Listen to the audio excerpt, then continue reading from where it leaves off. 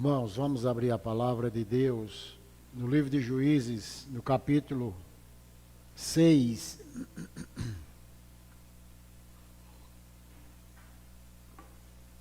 Juízes, capítulo 6. Faremos a leitura do versículo 1 ao versículo 10. Juízes 6, de 1 a 10. O título é a opressão dos midianitas. Diz assim a palavra de Deus: Fizeram os filhos de Israel o que era mal perante o Senhor. Por isso o Senhor os entregou nas mãos dos midianitas por 7 anos.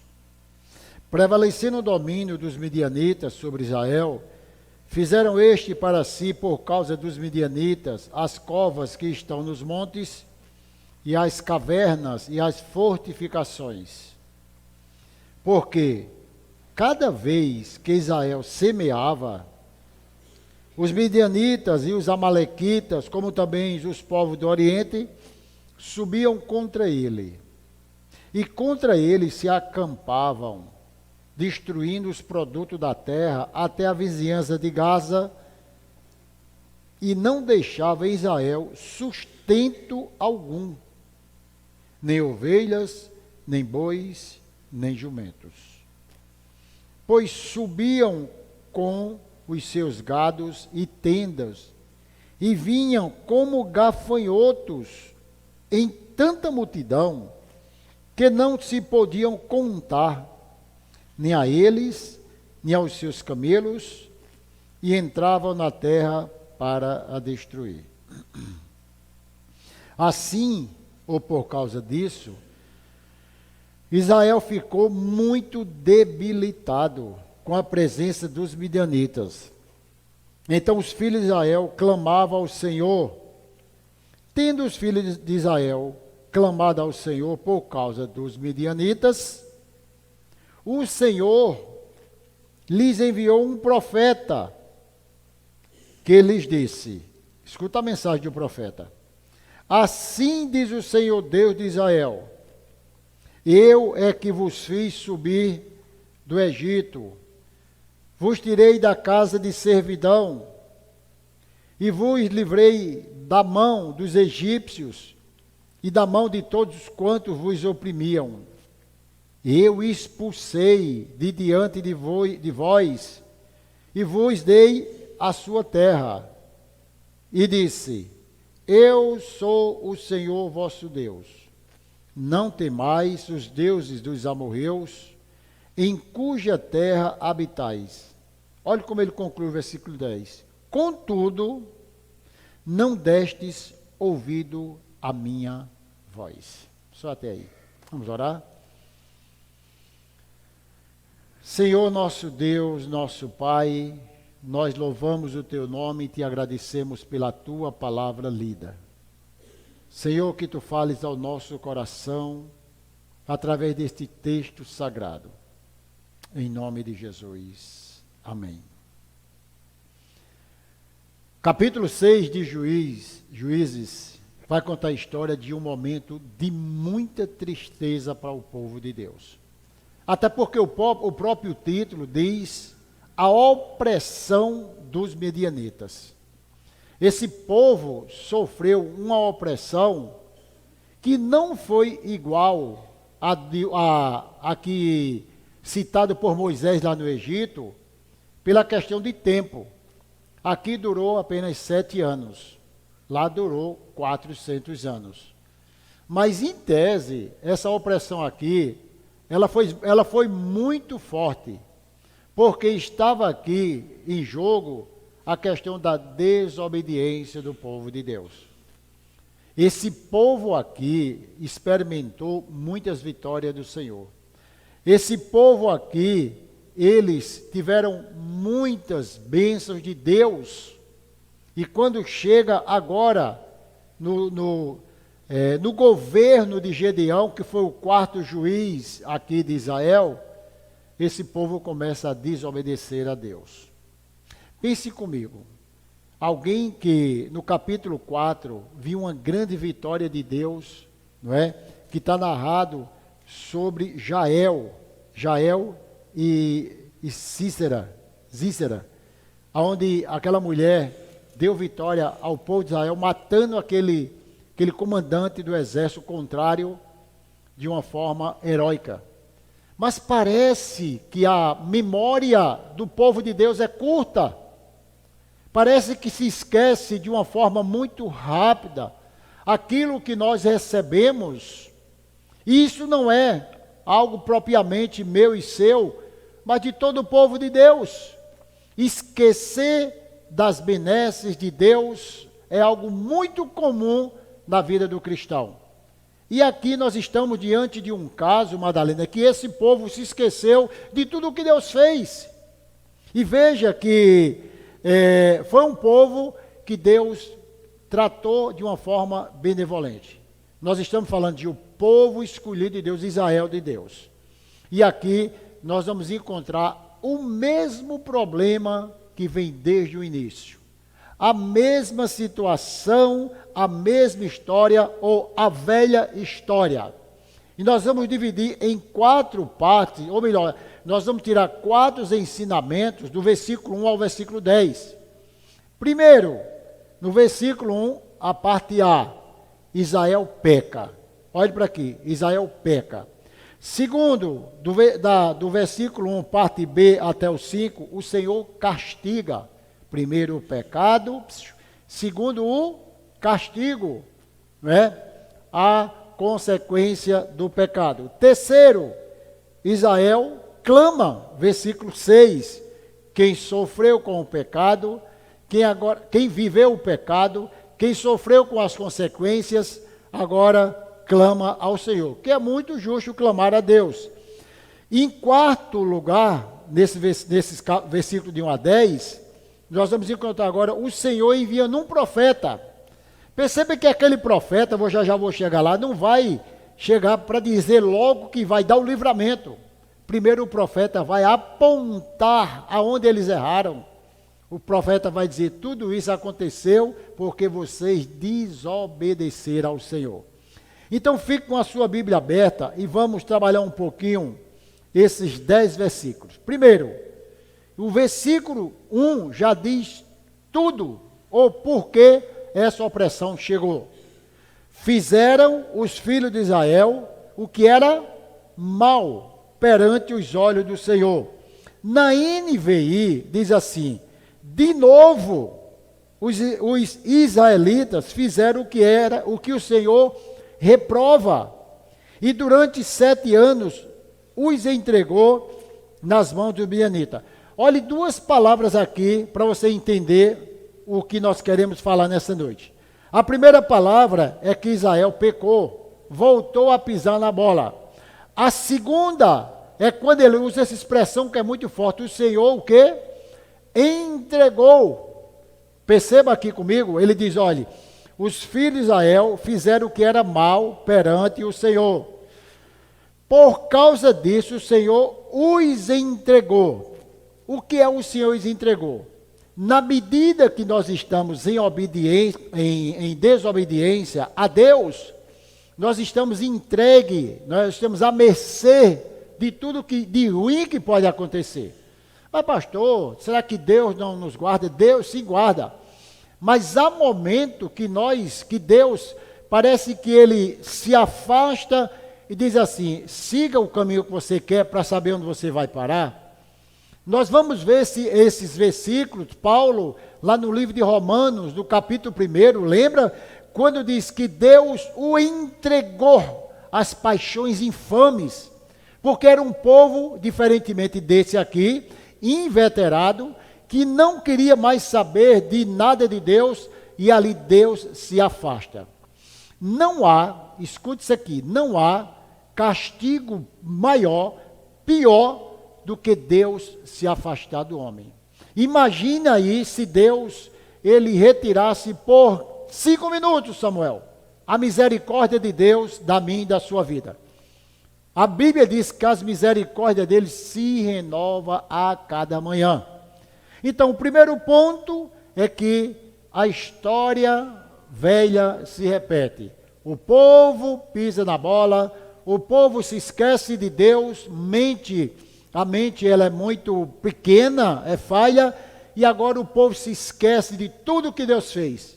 Parece que nós estamos nesse mesmo contexto, onde nos esquecemos de uma forma muito fácil do que Deus fez no passado, do que nós recebemos do Senhor, em detrimento dessa desobediência, certamente nós agora vamos sofrer todas as consequências.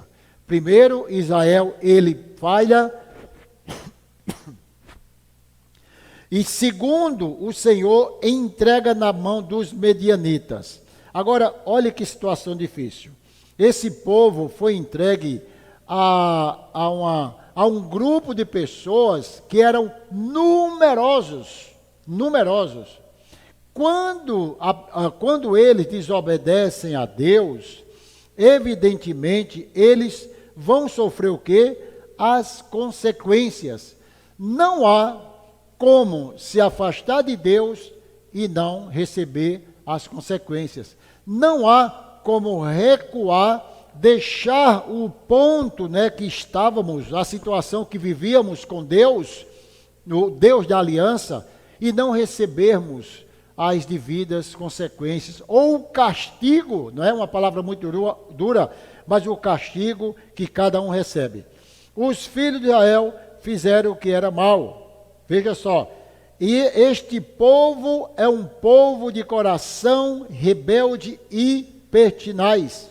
Esse povo não teme o julgamento de Deus. Parece que eles vivem como se Deus não existisse. Mas tem gente que é assim, que brinca tanto com Deus, que brinca tanto com a verdade, como se Deus não tivesse nem aí, nem preocupado. No livro de Jeremias diz assim: mas este povo é de coração rebelde e contumaz. Rebelaram-se e foram embora da minha presença. Todo pecado tem as suas consequências. Uns têm mais leves, outros têm mais fortes. Não é? Eu falei a semana passada, eu acho que foi a semana retrasada, que a gente não deve definir pecadão ou pecadinho, não é? Davi cometeu um grande pecado. Quando a gente diz que Davi cometeu um grande pecado, é porque aquele pecado não foi grande na questão do tamanho, foi das consequências, onde toda a casa foi atingida por causa daquele pecado. Evidentemente, no versículo 2, vai mostrar o que aconteceu com essas pessoas. No versículo 2, ele vai dizer: prevalecendo o domínio dos medianitas sobre Israel. Eles estavam sufocando, eles estavam agora, cercando o povo de Deus. Olhe para aqui, o povo de Deus perde a sua força, o povo de Deus perde a sua direção, o povo de Deus perde o seu entendimento, o povo de Deus perde a sua rota, porque estava em desobediência à palavra de Deus. Veja como as coisas acontecem e muitas vezes nós não abrimos os nossos olhos espirituais, o nosso coração. Prevalecendo, depois que eles pecam contra Deus, prevalecendo o domínio dos medianitas sobre Israel, foi o que eles fizeram. Eles fizeram para si, sobre Israel, fizeram para si, por causa dos medianitas, as covas que estão nos montes, e as cavernas e as fortificações. Em outras palavras, Gustavo, eles não aguentaram a pressão. Mas você pode dizer, mas claro que não aguentou, eu quero uma multidão. Era muita gente sobre eles. Mas a questão não é a multidão, a questão é quem está com a minoria. Se Deus estava com a minoria, a vitória era certa. Se a maioria estava sem Deus, não haveria vitória. Mas por quê?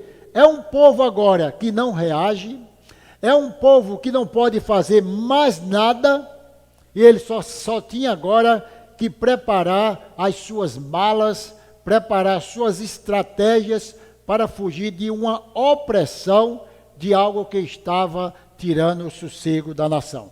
Ele diz, fizeram para si montes e cavernas e fortificações. A ideia é, eles saíram, eles foram cavar covas, encontrar lugares, primeiramente, para não serem mortos. Segundo, para sobreviverem. Por quê? A opressão era tão grande que eles não tinham domínio de nada. Existe coisa pior no mundo do que você plantar para outra pessoa. Existe coisa pior no mundo do que você construir aquilo que você não vai usufruir. E eles eram dessa maneira, não é? Por quê? Porque era grande o domínio dos medianitas.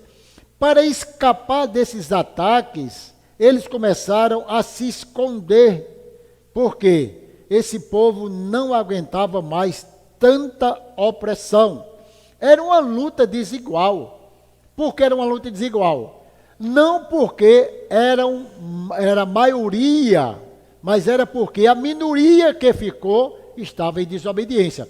Isso é tão claro, escute isso aqui, isso é tão claro, que esse mesmo homem chamado Gideão foi convocado por Deus, no versículo 16, que você vai ver, para tirar esse povo da opressão.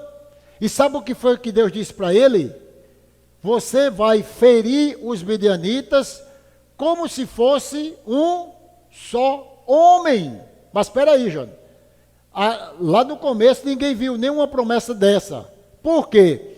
Enquanto a nação está contumaz, inveterada no pecado, Deus se afasta. Enquanto nós estamos em desobediência ao que Deus nos deu, o Deus se afasta. Nós perdemos a proteção, nós perdemos a direção, nós perdemos todo o sentido do que possa dar certo. Não adianta. É aquela velha história, é você nadar contra a maré. Você vai nadar, mas você não tem fôlego, você não tem força, porque está faltando exatamente o que faltou nesse povo, um reconhecimento do erro. E se não reconhecer o erro, vai nadar e não vai chegar. A luta era desigual, o pecado excluiu Deus da batalha. Enquanto o povo vinha feito gafanhoto, como vai dizer o versículo 5, a multidão avançava. Eles não tinham paz, eles não tinham sossego. Sabe aquele momento que a pessoa se encontra sufocado e diz assim, meu Deus, o que eu tenho que fazer? Uma coisa é você clamar em obediência, outra coisa é você clamar em desobediência, sem querer obedecer a Deus. Uma coisa foi Jonas enfrentar uma grande tempestade desobediente a Deus. Outra coisa foi o apóstolo Paulo enfrentar uma tempestade durante 14 dias e 14 noites, Atos capítulo 28, mas em obediência. Ele estava ali no plano de Deus para ir para Roma. Quando nós sofremos por desobediência, a ferida é maior, nós somos mais machucados, mas quando nós estamos sofrendo, não é? Por amor a Deus e obediência, o nosso coração encontra paz, encontra alento. O que não aconteceu com este povo. Então você vai ver a diferença, que esses que sufocaram eram uma multidão, mas essa mesma multidão foi a multidão que caiu por terra quando eles reconheceram, quando eles se ajoelharam, quando eles clamaram, quando Gedeão se colocou à disposição, perguntando a Deus que história é essa, que Deus o abandonou. Deus não abandona ninguém, meus irmãos. Aliás, nós abandonamos Deus, eles abandonaram Deus e sofreram as consequências. O pecado desanima as pessoas e fazem fugir. Quem não está em obediência, o caminho é fugir, é sair da presença de Deus. Eles não tinham o que fazer, eles estavam em desobediência, eles foram a cavar as covas, eles foram atrás de lugares para se abrigarem, para não enfrentar, sofrer a toda a opressão dos medianitas. Perceba que essa ideia de fugir e se esconder é algo bem conhecido nosso. Onde é que nós vimos isso? Se esconder quando peca foi a primeira coisa que o primeiro casal fez. Quando eles pecaram, quando Deus vinha visitar à tardinha, conversar com o homem, né? E aí, como é que foi seu dia? Como é que foi seu trabalho? Me conte aí, naquele dia, ou naquele maldito dia, o homem não tinha como conversar com Deus. Quando nós estamos em pecado, nós temos dificuldade de conversar com Deus. Quando a nossa vida começa a esfriar espiritualmente. Eu não estou dizendo que você não há frequência na igreja, porque a nossa vida não se baseia com frequência na igreja, se baseia com a nossa vida com Deus em nossa casa.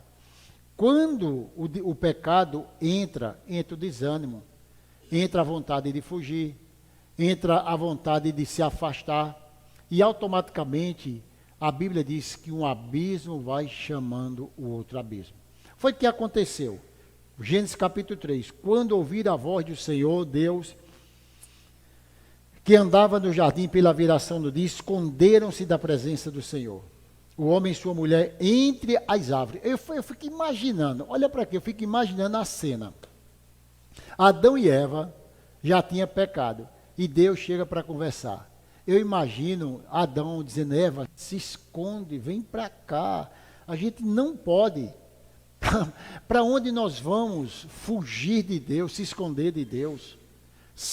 O salmista diz, para onde me ausentarei da presença do Senhor? Se subo aos céus, lá estás. Não é? Se cavo o meu mais profundo no abismo, lá estás. Se tomo as asas e me detenho pelos meios dos mares, lá estás.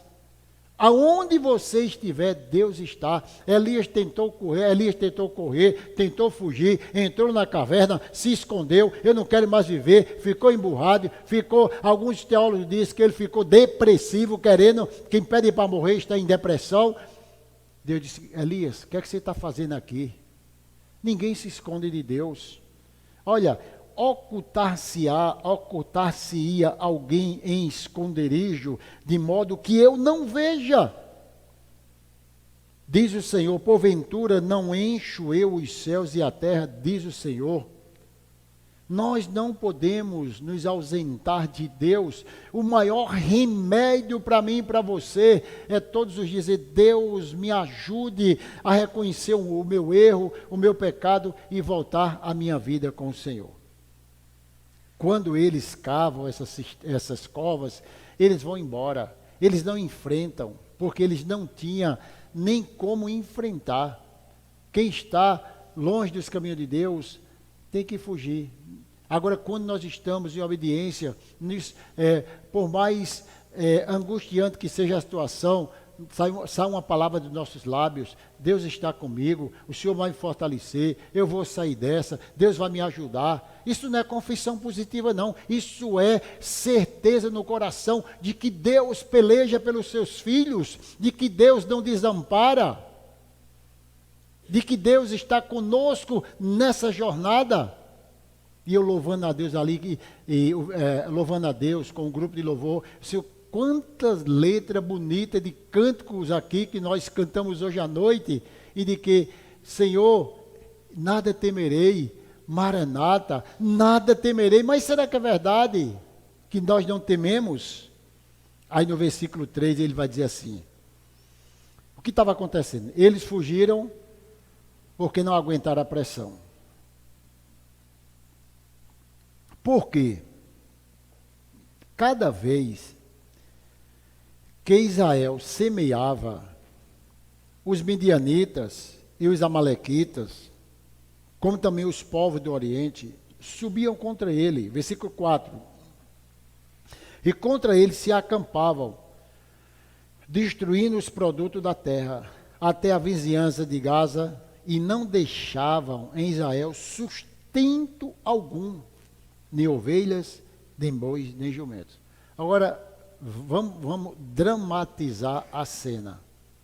Você tem a sua terra, a sua plantação, você semeou, você cuidou da semente, você regou a semente, você limpou a semente, você esperou as primeiras chuvas, não é? Você viu os frutos começarem a crescer, mas quando tudo já está prontinho, sabe para quem é? Para os inimigos. Eles plantaram para os outros. Perceba quando a mão de Deus se afasta de um povo desobediente, como prevalece a opressão, como prevalece o inimigo, não é? Semeando naquele lugar. E o contexto é esse, de que eles plantavam, quando estava bem pertinho, já florescendo, chegavam os inimigos, invadiam, arrancava tudo, tirava para ele, diga de passagem, não deixava nem alimento para o povo de Deus. Agora, isso não foi uma vez, foram várias vezes. Sabe quantos anos? 7 anos esse povo sofreu. 7 anos esse povo não tinha prazer de desfrutar do seu trabalho, não é? Aí um trabalho escravo que nós chamamos. Por quê? Porque eles não tinham o que é mais primordial, que é o alimento, que é algo que eles precisavam para sustentar a sua vida. E no versículo 5, ele vai dizer, pois subia com seus gados e tendas, e vinha como gafanhotos. Era uma multidão muito grande, gente. Era algo muito grande que vinha contra eles. Era que vinha como gafanhotos, em tanta multidão, que não podia contar, nem a eles, nem aos seus camelos, e entrava na terra para destruir. Ele vinha trazendo os seus animais, ele vinha invadindo as suas tendas. Israel ficou debilitado. Olha como esse povo, não é, que estava em pecado, separado de Deus, não tinha um espírito de vencer, não tinha ânimo.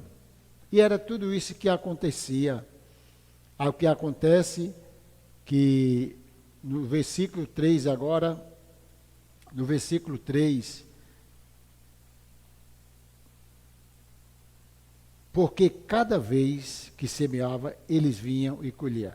No versículo 5 agora, pois subiam como gafanhoto. Aí no versículo 6, é agora que o povo começa a dizer, nós não aguentamos mais.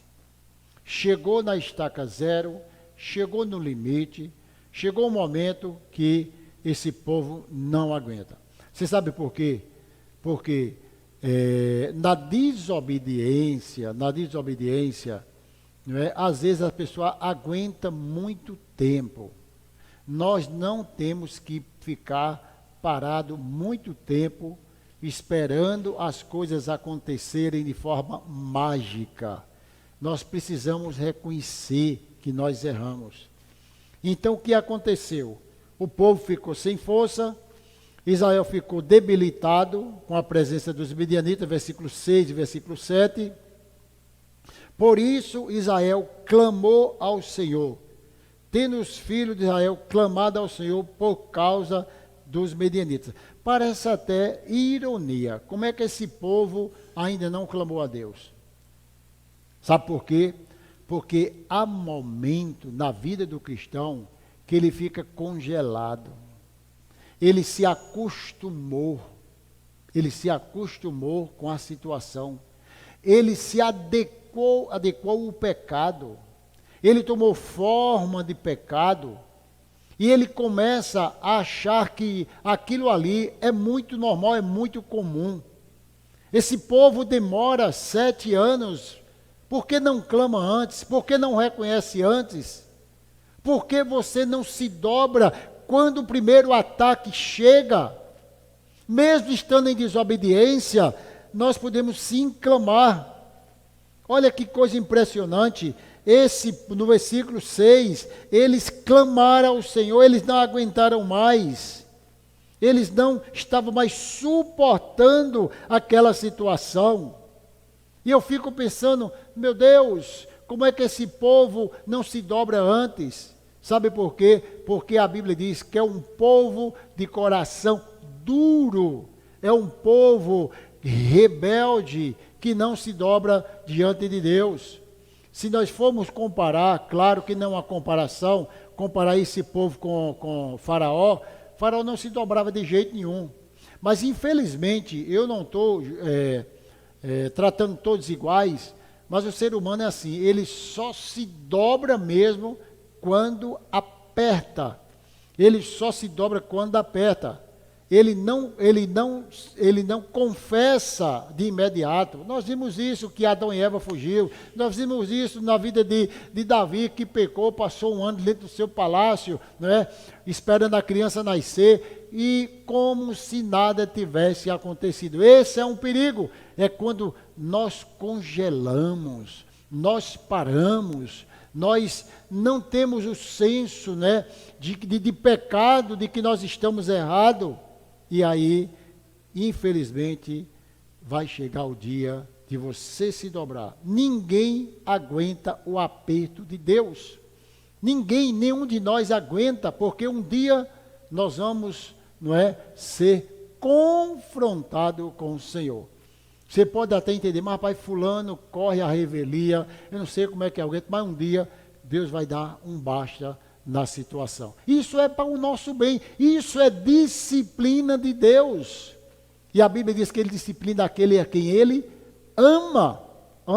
Se ele está disciplinando é porque ele ama. Então, o povo clama ao Senhor no versículo 6, no versículo 7, tendo os filhos de Israel clamado ao Senhor por causa dos medianitas. É agora que eu queria falar para vocês. O Senhor envia um profeta, não é? Deus não mandou escute isso aqui, Deus não mandou um libertador, Deus mandou um profeta. Lembra de quem? Deus mandou um profeta para confrontar o povo rebelde. Lembra de Davi? Deus mandou um profeta, Natã. Natã vai conversar com ele, vai contar a história. Primeiramente vem a profecia, vem o que Deus está falando ao nosso respeito. Ele não envia imediatamente, está aqui um anjo, lá na frente, sim, que ele vai levantar Gideão, o anjo vai estar com ele, vai mostrando que vai libertar aquele povo, mas a princípio, Deus envia um profeta para conversar com ele. Por quê? Porque se Deus enviar o socorro de imediato, na hora que nós clamamos, nós vamos esquecer com mais facilidade ainda. Deus manda o profeta, porque Deus poderia mandar, estou mandando agora, Gedeão, vamos embora. Não, primeiramente vamos dizer o que está acontecendo. Antes de Davi, acontecer que Deus derramasse a misericórdia sobre ele, Davi mandou um profeta. Então a profecia vem, a palavra vem, a disciplina vem agora a exortação para que esse povo, primeiro, quer receber vitória, vocês querem sair dessa, vocês têm que entenderem onde vocês caíram. Não é? O que é que diz lá em Apocalipse? Lembra-te onde caíste e volta ao teu primeiro amor. Se a gente pensar, não é? Aonde eu caí? Quando a gente fala essa expressão, escute isso aqui. Lembra-te onde caíste. Vem na mente de qualquer pessoa uma queda brusca, não é? Quando um pastor, um líder cai em um pecado, você viu? Ele caiu no pecado de adultério. Parece que é uma coisa grande, né? Mas tem queda pequena, não é? No sentido de que não foi algo tão, que vai trazer uma proporção grande, mas algo pequeno que te fez cair. Lembra onde caíste, lembra qual foi o dia onde tu deixou de ler a Bíblia, lembra aonde tu desanimou com as coisas de Deus, lembra aonde os teus lábios deixou de louvar ao Senhor, lembra-te aonde foi, o que foi que te impediu, que te emperrou de ter o teu crescimento espiritual, lembra-te. Pois é isso aqui, o profeta começa a trazer agora uma lembrança. E a primeira lembrança que Deus vai trazer para o profeta, que o profeta vai trazer para o povo, não é aquela profeciazinha que o povo anda atrás por aí. assim te digo, filho, vou te exaltar, filho, vou abrir as portas, Deus está contigo, levanta a tua cabeça, tu és cabeça, tu não és cauda, tu és o meu filho. Não! Porque a profecia de Deus para nós, primeiro vem como exortação, não vem abrindo portas, não vem derramando bênçãos, vem assim, trazendo o seu povo para reconciliação. Lembra-te onde caíste e volta ao teu primeiro amor. Foi isso que Apocalipse, foi isso que João ensinou a uma das igrejas, se não me engano, a igreja de Éfeso. O profeta agora vai falar, não é? O que é que o profeta tem que falar? O profeta fala da parte de Deus, não é? Para o povo. O profeta não fala aquilo que ele quer falar. Eu sou um profeta de Deus, estou falando a palavra de Deus. Eu não falo o que eu quero, eu falo o que a Bíblia manda eu falar. O que é que o profeta vai dizer? Antes de Deus abrir todas as portas, antes de eu levantar um libertador, Deus tem que fazer uma exortação. Fernanda, não tem como não ter uma exortação, Priscila, se nós continuarmos em desobediência. Por quê? Porque se Deus abrir essa porta muito rápida que nós queremos, nós vamos esquecer com muita facilidade. O fracasso fundamental dos israelitas era o seu esquecimento das implicações do relacionamento com a aliança, com Deus que havia feito grandes coisas por ele. Deus exigia obediência leal a esse povo. Vocês quebraram a aliança com Deus, por isso que está acontecendo isso. Claro que Deus é tão gracioso que o profeta dá a palavra, mas também mostra o remédio. Porque o profeta ele tem que mostrar a ferida onde é que dói, mas tem que mostrar o remédio também que cura a ferida, não é? A exortação é desse jeito. E ele vai trabalhar nesses versículos aqui, coisas importantes. Versículo 8. O Senhor lhe enviou um profeta que lhe disse: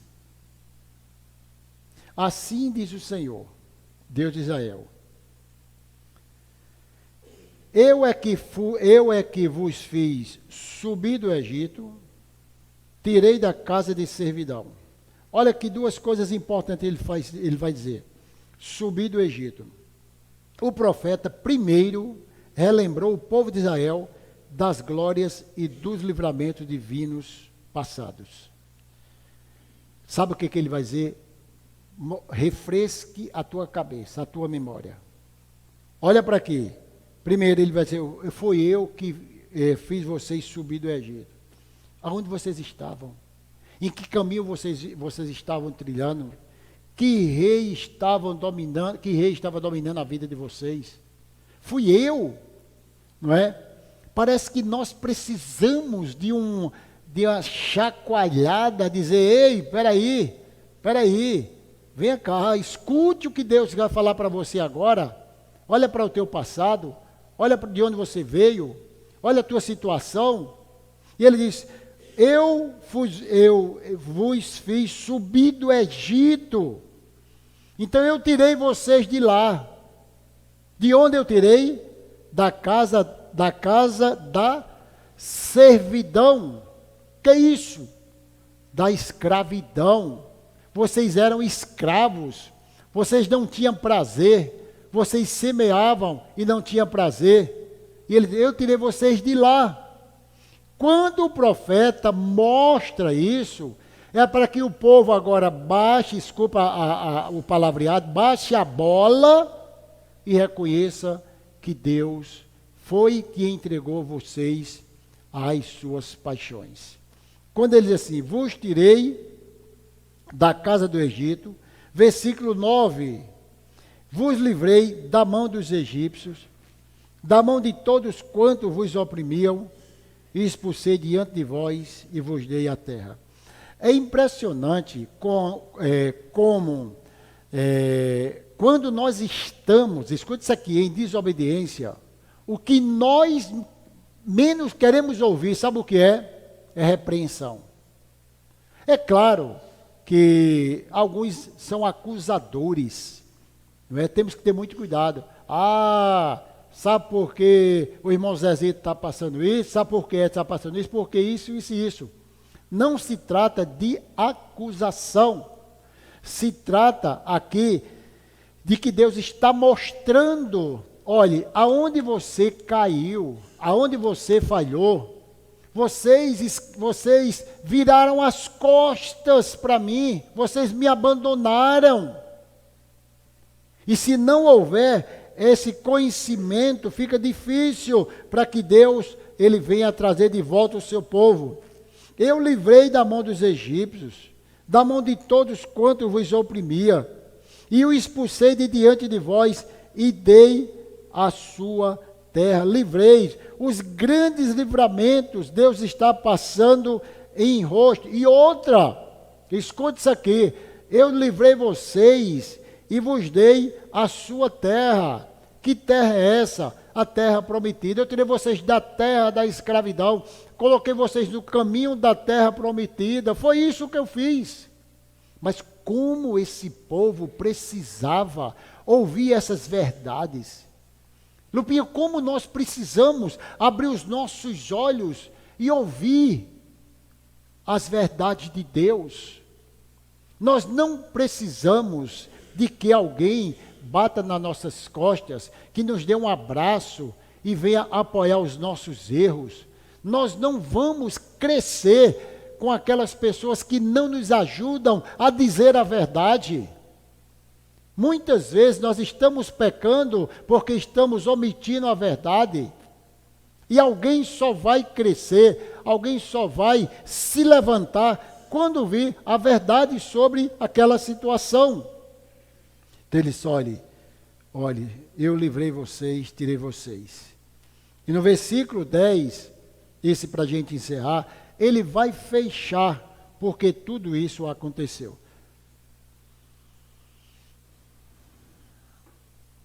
E disse, agora, eu sou o Senhor vosso Deus, não temais os deuses dos amorreus, em cuja terra habitais. Essa primeira parte, eu sou Deus que tirei esse povo. Para quem deu a exortação, agora tem que vir com um remédio, não é? E o remédio para o pecado é Jesus Cristo. O remédio para a desobediência é dizer, volte para Deus, volte agora para o Senhor. Eu sou o Senhor, sou eu que estou falando. Não temas os deuses amorreus, em cuja terra habitais. Mas como? A opressão era forte. Mas como o povo era maior, era sufocando o povo de Deus. Mas aqui, olha para aqui agora, já aparece uma luz no final do túnel. Já aparece esperança para o povo teimoso. Gente, é isso que eu fico maravilhado. Como Deus, ele é benevolente, como Deus é amável, como Deus, ele cuida bem de cada um de nós. Diga-se de passagem, primeiro ele vai trazer a palavra de exortação, para dizer assim, olha, você viu? É por isso. Eu falei para você e repito, é muito triste quando alguém diz para você, eu não disse a tu que estava errado? Eu não te falei? Por que tu entrou nessa? Você quer logo se armar. Pronto, já vem um dono da verdade aqui, já vem fulano me acusar. Mas são verdades que nós não queremos aceitar. Ele disse, olha, sou eu o vosso Deus. Agora, não temas. A palavra agora é uma palavra de ânimo. Mas antes da palavra de ânimo, tem que passar pela palavra de exortação. Quem quer alcançar a bênção de Deus, tem que saber receber a exortação. Não é? E quando a exortação ela vem para a sua vida, ela vem para te ajudar, não vem para te ferir, não vem para te deixar no chão, ela vem para te levantar. E quão bom e maravilhoso que Deus não desista de nos exortar quando nós estamos errados. Ele vai concluir. Contudo, não destes ouvido à minha voz. Tudo que está acontecendo é porque o povo não escutou a voz de Deus. Quem não escuta a voz de Deus vai ter que pagar com as suas consequências. Quem não escuta a voz de Deus, quando chegar lá na frente, vai ter que voltar o caminho todo. Quem não escuta a voz de Deus, evidentemente vai ter que amargar as agruras dessa vida. Escute a voz de Deus. E ele disse, não deste ouvir a minha voz. Então, que nós possamos parar e dizer, Deus, primeiramente, eu pequei. Segundo, ver as consequências. Terceiro, eu clamei. Quarto, Deus mandou o profeta. Quinto, que é a continuação desse capítulo, é quando Deus vai enviar agora o seu socorro. Tudo tem um cronograma muito organizado por Deus para a vida dos seus filhos. Que Deus nos abençoe. Amém. Inscreva-se em nosso canal. Compartilhe nossos vídeos. Deus os abençoe.